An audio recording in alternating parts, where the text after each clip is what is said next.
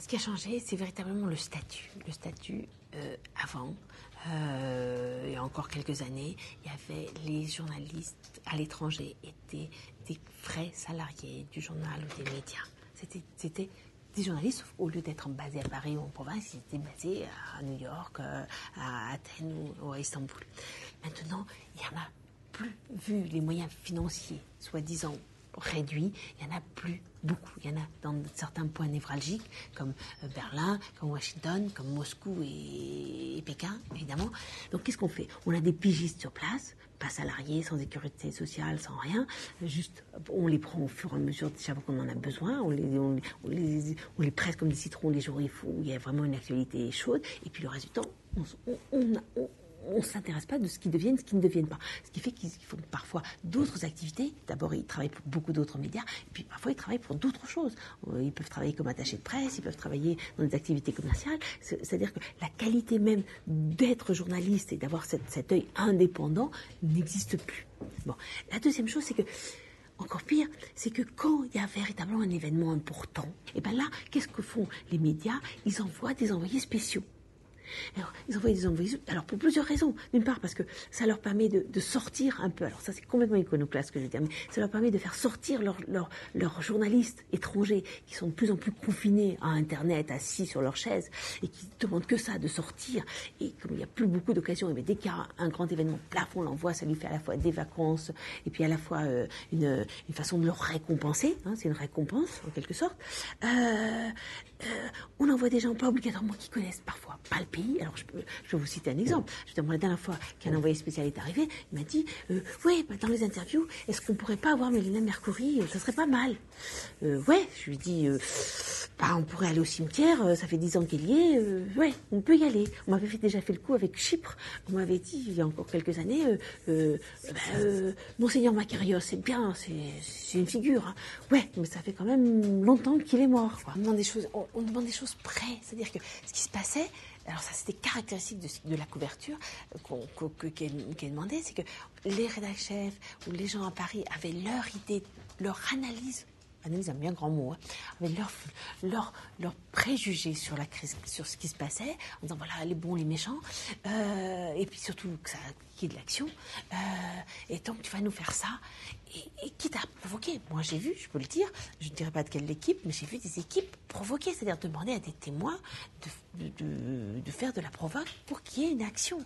Je veux dire, et ça, c'est des dérives auxquelles un envoyé spécial, parce qu'il n'a pas le bout 2 minutes avec quelque chose qui s'est passé ou que l'autre équipe a eu un truc plus sensationnel, et ben elle fait tout pour que ça se passe. Et toi qui es du pays, qui sais quand même que ça peut être dangereux, qui sais que quand même que c'est pas ça obligatoirement la réalité du pays, et ben tu dis oui, les premières fois tu dis oui parce que tu es pris dans le truc, et puis après tu te révoltes, tu dis ben non, je veux dire non, c'est pas, je vais pas bidonner, parce qu'il y a beaucoup de bidonnage, mais c'est tout un système qui fait que puisque on doit être dans le sensationnel, on doit être dans du visible, dans du spectaculaire, on doit être dans des choses simplistes. Quand il y a eu, par exemple, le dernier sauvetage, je mets bien sauvetage entre guillemets, de la Grèce, par la Commission européenne à Bruxelles, je me souviens, j'étais avec une autre correspondante, on était toutes les deux, nos 2 rédacteurs chefs nous appellent, en même temps, ils nous disent, alors, vous allez filmer les manifestations de joie dans Athènes. Et on s'est regardé, il y avait évidemment aucune manifestation de joie à Athènes, puisque tout le monde sait très bien en Grèce, tout le monde depuis le temps qu'on sauve la Grèce, on sait très bien que ce ne sont que des feux de paille, et donc il n'y a aucune manifestation de joie. Et à un moment, on s'est dit, mais qu'est-ce qu'on fait? On va quand même faire du foxtrot dehors, du fox pop, en disant, alors vous êtes content, etc. Et ça nous a semblé tellement dérisoire qu'on ne l'a pas fait. On aurait été à court de sous, vraiment, on serait allé le faire, puisqu'il y avait une demande. Une chaîne privée et une chaîne publique. Donc vraiment, ces dérives-là, c'est-à-dire qu'on n'a plus la position d'un véritable journaliste qui peut se confronter à sa rédaction et pouvoir donner son avis, pouvoir dire ce qu'il pense vraiment, de pouvoir avoir un vrai travail, une vraie vision de journaliste, une vraie entité de journaliste. Ça, c'est plus désormais, on est des machines à faire, même si on y met sa patte, mais on est quand même des machines à répondre à la demande. Et qu'on arrive, et je le vois, un peu partout sur tous les sujets. Je le vois sur des pays que je connais bien comme la Tunisie, je vois sur des pays que je connais bien comme l'Argentine, etc. Je vois que la couverture est une couverture partielle, partiale et à trous. Tu vois, on n'en parle plus, on en parle plus. Et plus personne ne comprend rien. Je veux dire, cette culture générale, c'est fait que le lecteur ou le spectateur sait dans quel monde il vit, parce que désormais on ne vit plus en France, on vit obligatoirement. C'est ça la mondialisation. Et si le médium, c'est le cas de le dire, qui doit décrypter ce monde dans lequel il vit, lui-même n'a plus les moyens, ou ne se donne plutôt plus les moyens de décrypter le monde, voit-on. Ce qui se passe en France en ce moment avec une concentration des médias, parce que vraiment, alors, on a l'impression que ça arrive comme ça, l'histoire de tapis dans le sud de la France.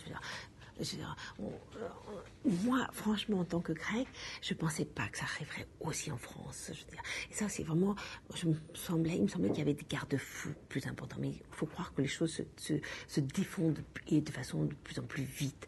Moi, j'ai une expression pour dire, je dis que la France se grécise. Alors, et c'est d'ailleurs un copain de France Info qui m'a trouvé ça, c'est que une fois j'étais avec lui en Grèce et on entendait la radio et on a entendu un discours entier du Premier ministre. Et moi, en grec, ça me semble naturel, tellement je suis habituée à ça. Et il me dit, mais c'est ton Premier ministre? Je lui dis, ben oui. Il me dit, mais il parle pendant 45 minutes à la radio nationale comme ça. Et c'est là où je me suis dit que c'était pas normal. Et un jour, je reçois de sa part, ça remonte à il y a 2 ans, un an et demi, et il me dit, ça y est, on se grécise. Il venait de passer à France Info un discours en entier de Nicolas Sarkozy. Alors, je prends ça comme exemple, mais parce que c'est la même chose. Alors, je pourrais dire on s'italinise, mais c'est pareil. C'est-à-dire que toute ces médias qui ne sont plus les médias des journalistes. Je veux dire, c'est plus les journalistes qui tiennent leurs médias. Alors, si ce n'est financièrement, mais au moins déontologiquement, au moins éditorialement. C'est fini, ça, je veux dire. Et ça, c'est dû à une concentration. Alors, il n'y a qu'à voir ce qui va se passer. J'imagine, s'il n'y a pas d'arrêt en France, il n'y a qu'à voir ce qui se passe en Italie, il n'y a qu'à voir ce qui se passe en Grèce. En Grèce, les médias, tous les médias, sont tenus par des grands groupes, 2, 3 grands groupes. Le groupe, c'est un joli mot pour dire 2, 3 armateurs. C'est-à-dire, ce sont des gens très riches qui ont des commerces et des industries florissantes avec beaucoup de profits. Ils ont aussi donc des équipes de foot. Ça va avec, ça rappelle quelque chose. Et pour faire passer leurs gains, pour faire baisser la balance, ils ont créé des groupes et comme ça, ils ont des entreprises déficitaires parce que les entreprises de presse sont par définition déficitaires et ils font comme ça. Ils ont et l'aura, et le gain bénéfique et le pouvoir d'entre-gens. Et ils influencent le pays en faisant une politique médiatique qui fait que, par exemple, en Grèce, tout le monde, à cause de cette presse, a fini par croire qu'on était coupable, qu'on avait fauté, et que c'était aux Grecs à payer. Non.